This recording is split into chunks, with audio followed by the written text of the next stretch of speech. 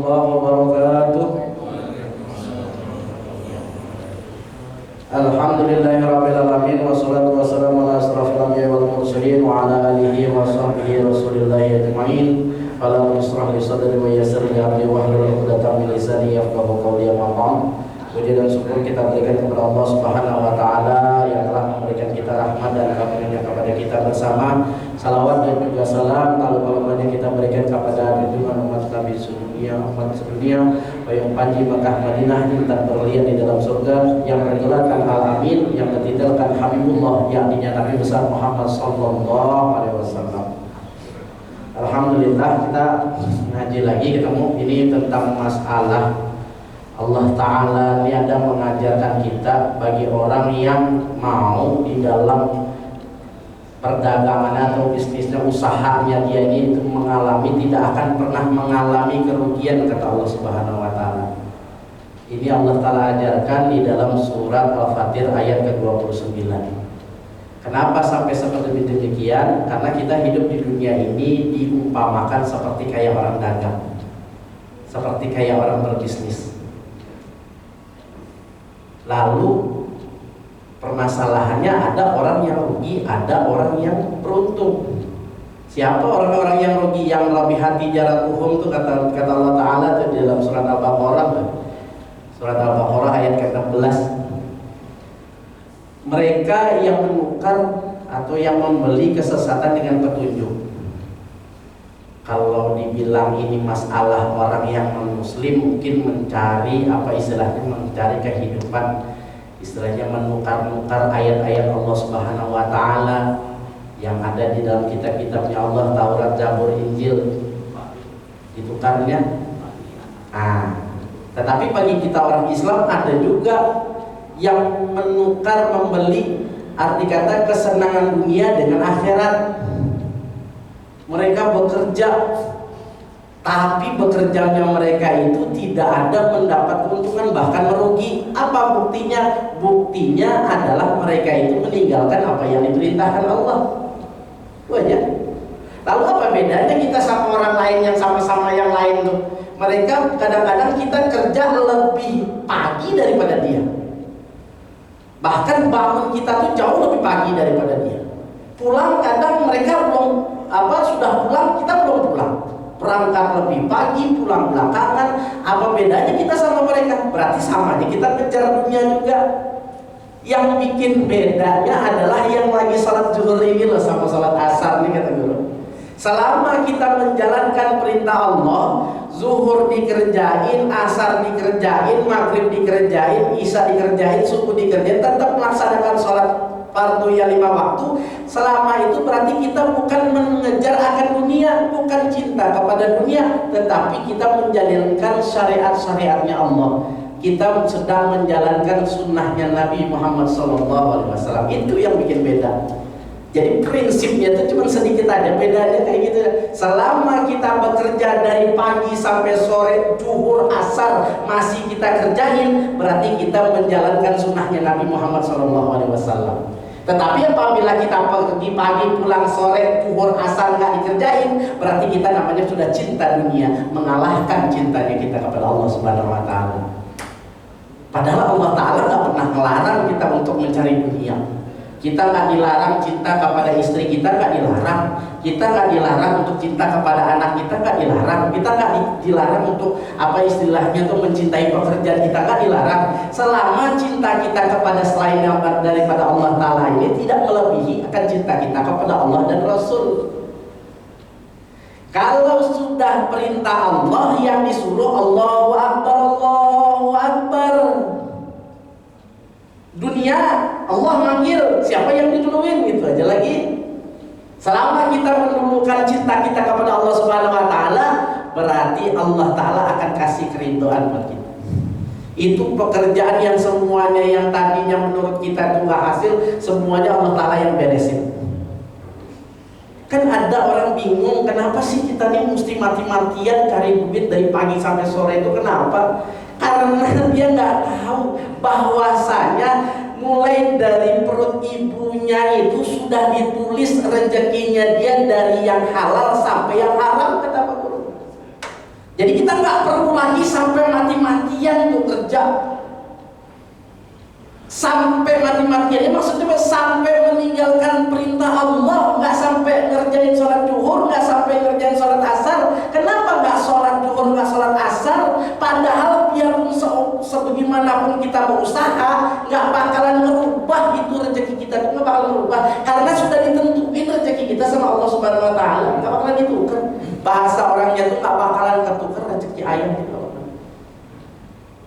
Nah kita ini lagi mau nih supaya oke, kalau kayak begitu gimana caranya supaya untung terus? Nah Allah Ta'ala ngajarin di surat Al-Fatir ayat ke-29. Kata Allah Subhanahu Wa Ta'ala, kalau mau untung terus kita nih yang gak bakalan rugi. Kata Allah Ta'ala, innal ladzina yatlunal kitaba wa aqamus shalah wa anfiqu mimma razaqnahum sirran wa 'alaniyatan yarjuna tijaratan lan tabur. Kata Allah Ta'ala, sesungguhnya orang-orang yang membaca akan kitab, wa aqamus shalah dan mendirikan dan akan salat, wa anfiqu mimma razaqnahum sirran wa 'alaniyatan dan menginfakkan mereka daripada apa yang telah mereka dapatkan daripada rezeki. Sirran wa 'alaniyatan, terkadang ada yang sembunyi-sembunyi, wa 'alaniyatan ada kalanya secara terang-terangan. Yarjuna tijaratan, kata Allah Ta'ala, yarjuna tijaratan, mereka yang ingin mengharapkan tijarahnya, dagangannya lantamur yang tidak akan pernah merugi, kata Allah Ta'ala. Jadi ada 3 metodenya, kata Allah Ta'ala. Pertama yaitunya yatlunal kitab Allah, orang yang suka membaca kitab Allah, yaitu suka membaca Al-Quran. Dipelajarin lagi dia tuh Al-Quran. Biarin kita jadi kayak anak kecil deh. Alif fathah, alif kasroi, alif doma, a, i, u. Biarin, biar diketahui sama cucu juga nggak nape. Yang penting kita bisa lancar baca Quran, kata Allah Subhanahu Wa Taala. Karena orang yang suka membaca Al-Quran itu dapat reward, dapat piagam, bahasanya tuh penghargaan dari Allah Subhanahu Wa Taala.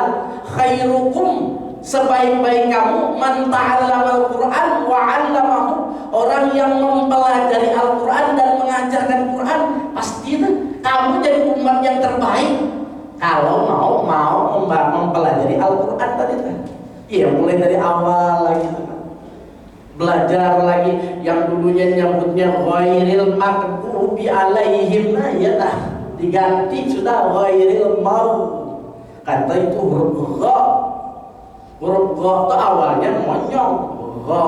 Maka pada bila dia sukun, balikan suaranya seperti itu lagi, mau, jangan mau. Nah, itu belajar lagi, itu tajwidnya lagi itu nanti tuh.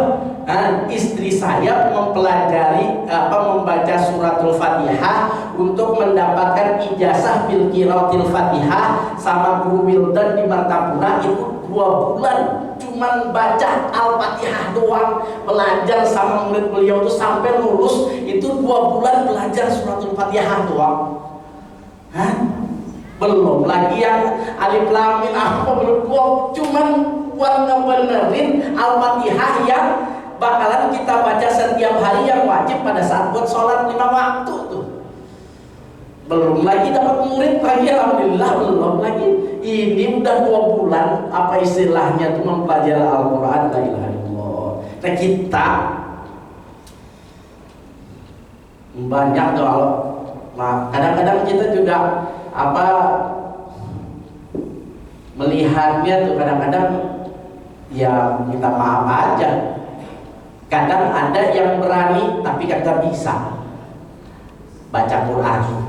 Ada yang bisa tapi kagak berani, bingung juga jadinya. Terpaksa deh yang berani yang kagak bisa maju.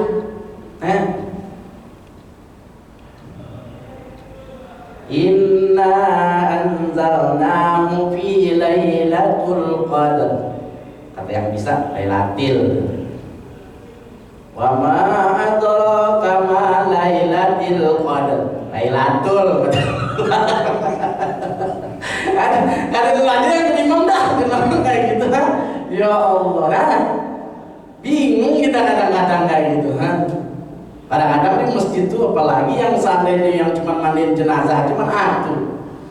Pasti sejemaahnya mati 5 orang, bingung mau kemana. Maksudnya tuh ya kalau seandainya imam nggak ada, orang-orang yang di belakang imam tuh siap jadi imam. Belajar pokoknya Al-Quran tuh pokoknya jangan sampai nggak belajar lagi Al-Quran. Biarin kita dikatain sama anak kita, biarin. Nah, papa baca Quran katanya alif fatah kan gitu tuh. Biarin dikatain sama anak, biarin. Yang penting kita tetap supaya bisa baca Quran, ulang lagi Quran tuh, pelajarin lagi. Karena ini khairukum nih, sebaik-baik kamu nih orang yang mempelajari Quran itu satu. Kalau orang mau dapat dagangannya yang nggak mau rugi. Yang kedua, wa aqamus sholat, orang yang mendirikan sholat, sholatnya dibenerin, jangan sampai nggak bener. Itu minta maaf aja Abah Guru ngajarin kayak gini nah sholatnya. Nah beliau itu kan istilahnya tuh sholat beliau itu kan bagaimana yang dicontohkan oleh Rasulullah SAW dari takbiratul ihram aja tuh kata beliau hampir banyak orang yang kayak begini nah kata beliau. Nah, hampir banyak orang yang kayak begini. Padahal setiap kali niat dia bilang mustaqbilal kiblati, madhab kiblat. Nah, dia beliau dia bagus kumpul. Madepin telapak tangan itu ke kiblat dia beliau. Allahu Akbar gitu. Jangan nih hampir banyak nih di masjid di musola begini semua kata beliau. Itu madhab kiblat tenana satu, alhamdulillah. Nah, kita dapat ilmu sedikit tenang bisa diamalin, mudah-mudahan sholat itu mencegah perbuatan kita tidak mungkar. Dapat dan kita ilmu sholat satu. Mudah-mudahan bisa kita amalin tuh yang kayak begitu tenang ya Allah. Enak banget tuh sembahyang gitu tenang. Madhab ke kiblat kita tahu kita itu masalah sholat tadi itu pelajari lagi sholat. Doa iftitah diapalin lagi, biarin kabira walhamdulillahi katsira wa subhanallahi bukratan wa asila. Diapalin lagi pokoknya itu doa iftitah lagi itu. Biarin diketawain cucu, diketawain sama anak, biarin. Yang penting kita bacaan sholat kita itu ada doa iftitahnya. Kenapa? Rasulullah yang menyuruh. Karena sahabat waktu itu baca doa iftitah di belakang beliau terdengar. Lalu beliau setelah sholat menegur siapa yang baca doa tersebut. Saya ya Rasulullah, besok baca lagi ya. Sejak engkau membaca, aku melihat langit terbuka kata beliau.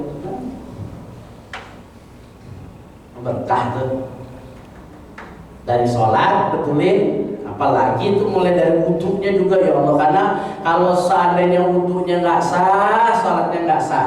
Kalau seandainya istinjanya nggak sah, wudhunya juga nggak sah. Ini hampir banyak, saya kasih tahu ya, hampir banyak orang kurang tahu. Pada saat dia buang air kecil di kamar mandi, buang air kecil buang air kecil dengan membasuh kita akan kemaluan kita tadi itu kan zakar kita itu dibasuh pakai air. Sedangkan kita tahu banget kalau seandainya kita mandi wajib, selama kita pakai air itu habis 2 gram kita mandiin, kalau nggak baca nawaitu usla, nggak baca niat, sengaja aku menghilangkan hadas besar, walaupun air itu habis 2 gram nggak bakalan sah, kan nggak pasang niat tadi. Kenapa pipis waktu air disembur nggak pasang niat? Nah ini yang jarang nih kata guru saya bilang kayak gitu. Pada saat kita buang air kecil, tolong sekali waktu kita nyiram cuma bilang begini doang, sengaja aku menghilangkan hadas kecil. Cuma ngomong begitu doang. Kalau nggak ngomong berarti di ujungnya tadi itu masih ada lagi najisnya beliau. Lalu dipakainya ke celana, celananya kena najis. Lalu dibawanya mau wudhu, wudhunya nggak sah. Lalu dibawa ke sholat, sholatnya makanya nggak sah. Makanya penting banget tuh sampai begitunya tuh pelajaran saya sampai benar-benar 6 tahun belajar sembahyang sama guru tuh benar-benar mudah-mudahan itu lagi tuh cuman panjang lagi yang mesti dipelajari. Ternyata selama 6 tahun belajar kata beliau baru 5% aja lagi dalam ilmu sholat, banyak lagi 95% yang belum dipelajari lagi. 6 tahun sudah. Dalilnya dari mana tuh? Rasulullah masuk Gua Hira umur 25, keluar daripada Gua Hira diangkat jadi Rasul umur 40, 40 kurang 25 itu 15 tahun belajar sholat dengan malaikat Jibril. Muridnya pinter, gurunya pinter juga, malaikat 15 tahun, apalagi kita. Yarjuna tijaratan. Yang ketiga nih, jadi baca Quran udah dibaikin, udah dibenerin. Yang kedua, sholat udah mulai memperbaiki sholat kita. Jangan mikirin sholat orang. Kadang-kadang kita demen protes banget itu sama sholat orang, beda sedikit aja tuh jadi musuh. Mentang-mentang gerakan sholat orang beda, kan kita ini mendapat pahala 27 rakaat itu kalau seandainya kita mikirin sholat kita, bukan mikirin sholat orang. Ini sempet aja nyalahin orang lain, berarti kan mata kita nggak tempat sujud. Sedangkan dari dulu pelajarannya waktu kita sholat itu kata guru, mata ke tempat sujud, jangan melihat ke lain.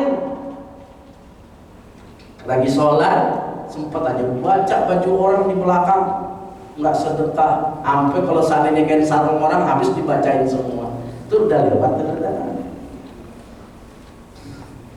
Wa anfiqu mimma razaqnahum, kata Allah Subhanahu wa taala, dan mereka yang menginfakkan, mensedekahkan mimma razaqnahum, daripada apa yang telah kami beri rezeki kepada, berarti daripada hasil usaha yang diadakan dengan usaha yang halal. Lalu teorinya kata Allah taala sirrau wa alaniyatan, kalau mau untung. Sirrau itu ada kalanya kita memberikan sedekah itu dengan cara sembunyi-sembunyi, wa alaniyatan, dan ada kalanya kita memberikan sedekah itu dengan cara terang-terangan.